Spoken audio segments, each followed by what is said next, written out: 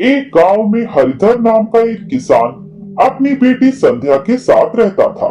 संध्या की माँ बचपन में ही गुजर गई थी, जिसके बाद हरिधर ने ही संध्या का पालन पोषण किया था। एक दिन की बात है, पिताजी, कल से नवरात्रि शुरू हो रहे हैं। मैं चाहती हूँ कि इस बार हम भी माँ दुर्गा की चौकी लगाएं और अष्टमी के दिन 9 कन्याओं को हलवा पूरी खिलाएं।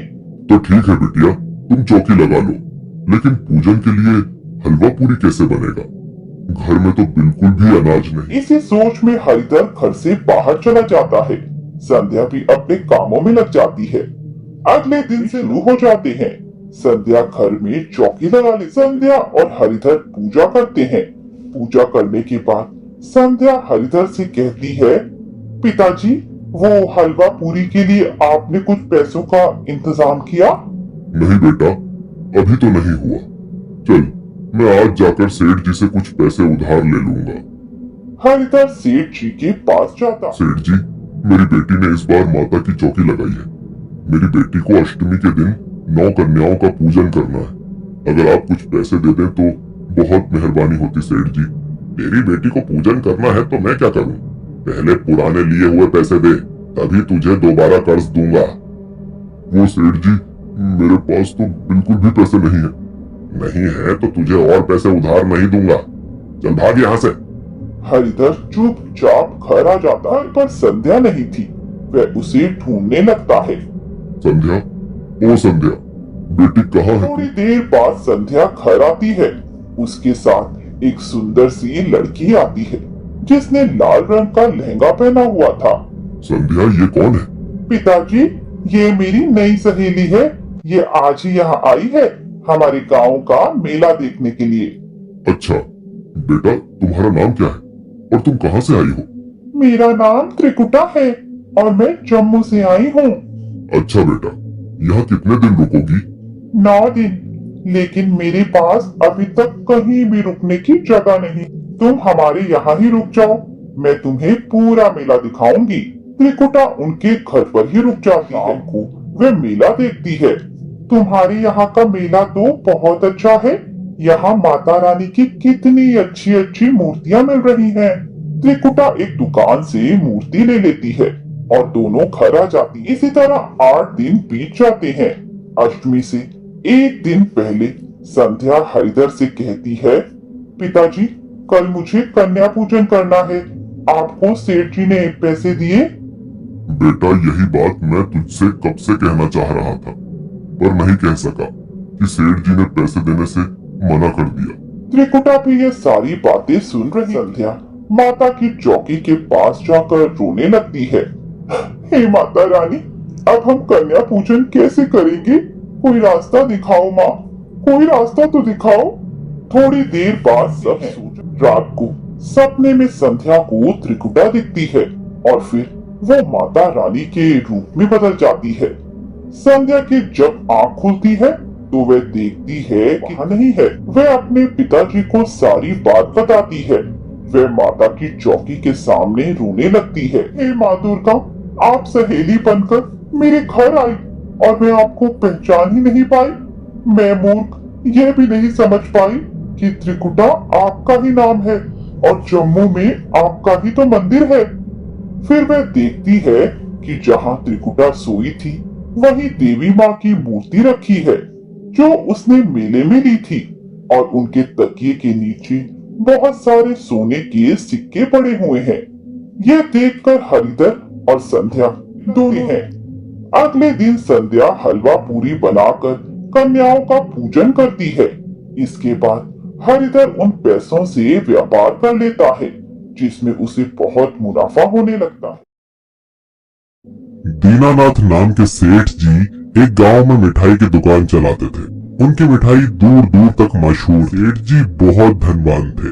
उनकी 2 बेटियां थीं, सुमन और कल्पना।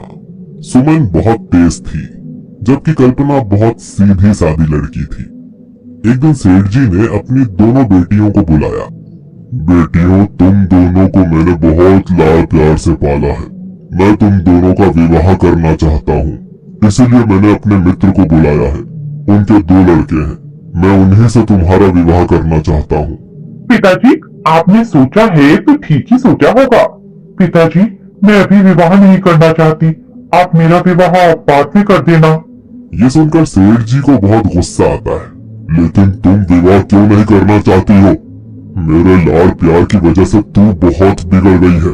ठीक है, मैं तुझे केवल 6 महीने का समय देता हूँ। इस बीच या तो तू विवाह के लिए हाँ कर दे, वरना 6 महीने के अगले दिन सुबह जो पहला कुंवारा लड़का मिलेगा, मैं उसी से तेरा विवाह कर दूंगा। कुछ दिन बाद सेठ जी धूमधाम से सुमन का विवाह कर देते हैं। सुमन अपने ससुराल में बहुत धूमधाम से पहुंचती है।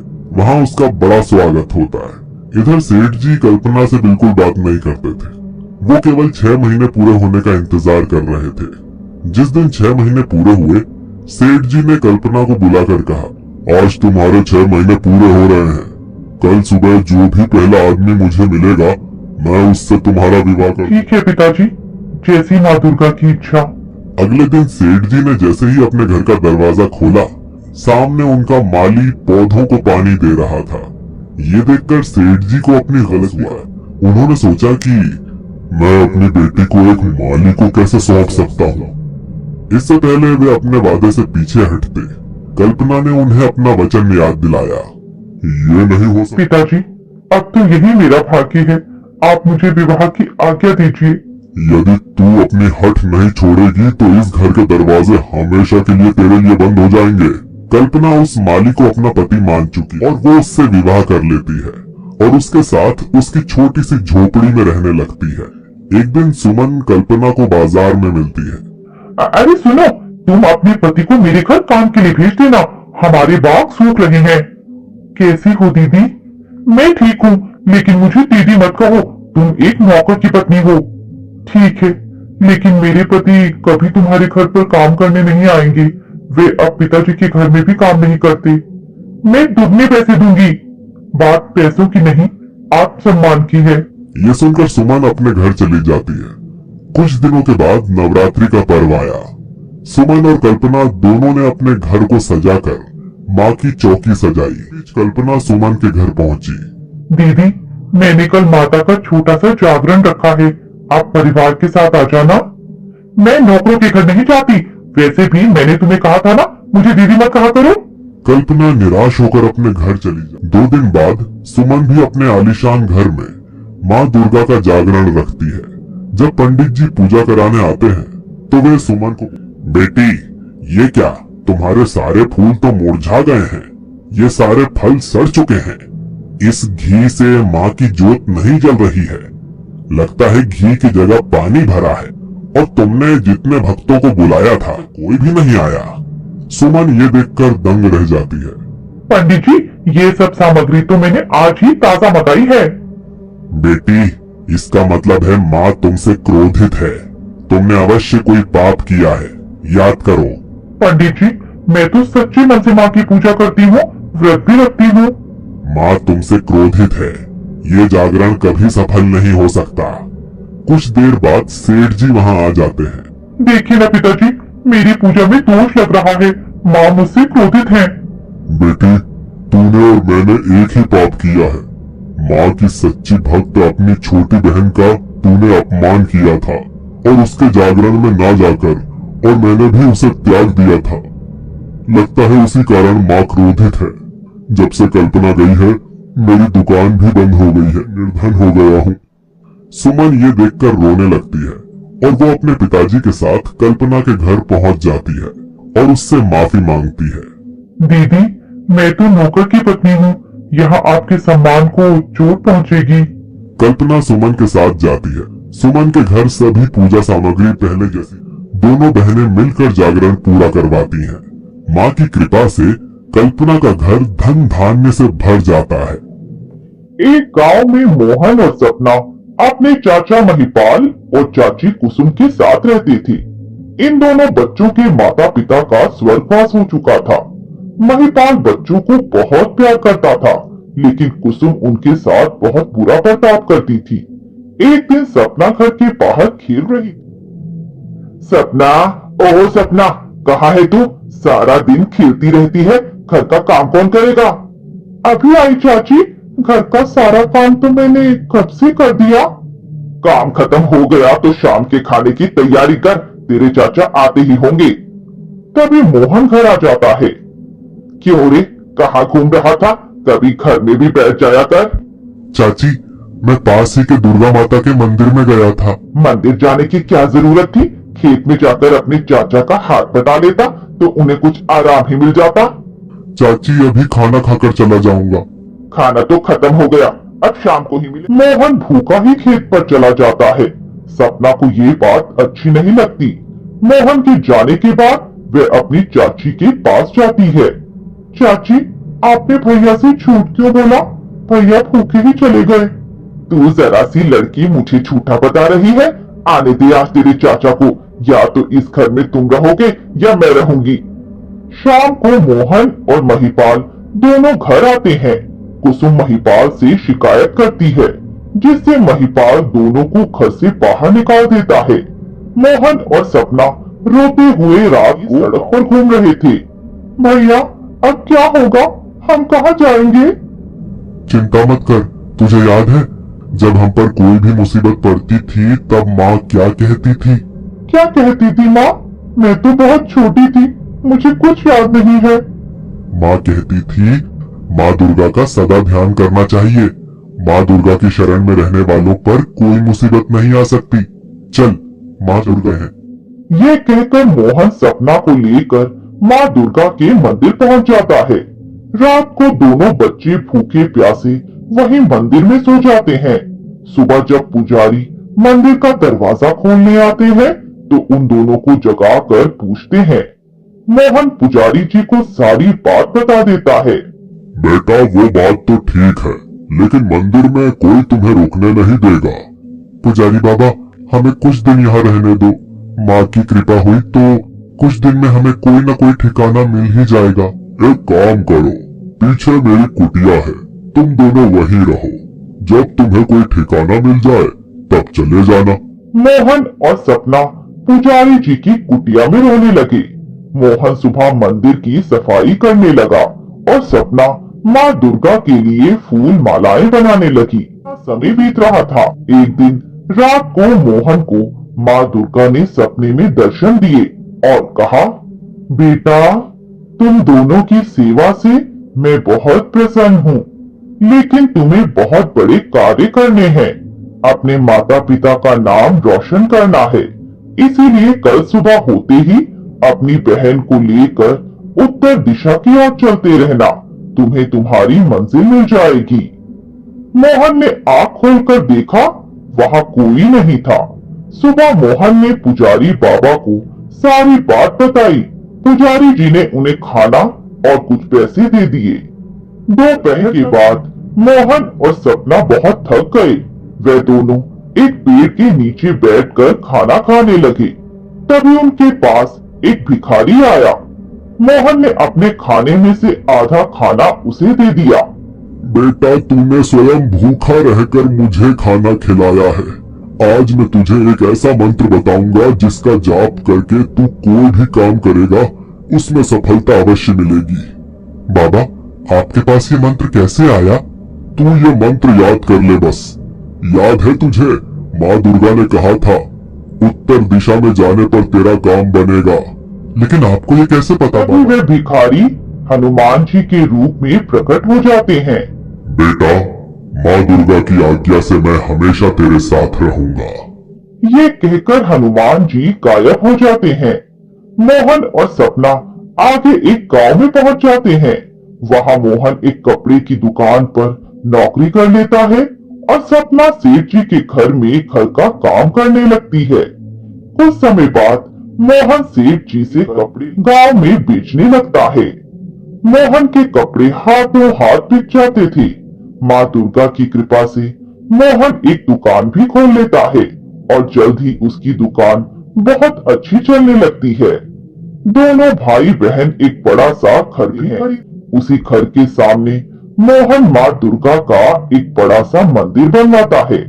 दोनों भाई बहन मंदिर में दिन रात माँ दुर्गा की भक्ति करने लगते हैं।